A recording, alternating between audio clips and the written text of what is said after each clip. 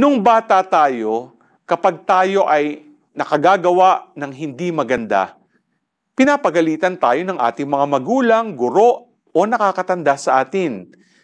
Ginagawa nila ito upang tayo ay sumunod sa kanila at hindi na natin ulitin ang ating mga nagawang masama. Ngayong araw ay pinagdiriwang natin ang Feast of the Conversion of St. Paul.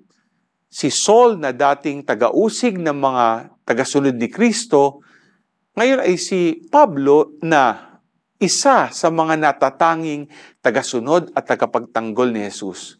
Mula sa kanyang mapagmataas na gawain ay mapagpakumbabang loob niyang tinanggap ang pagtutuwid ng Panginoon. At right then and there ay naging tagasunod din siya ni Jesus. Let us submit ourselves to the loving corrections of the Lord and be renewed. G ka ba?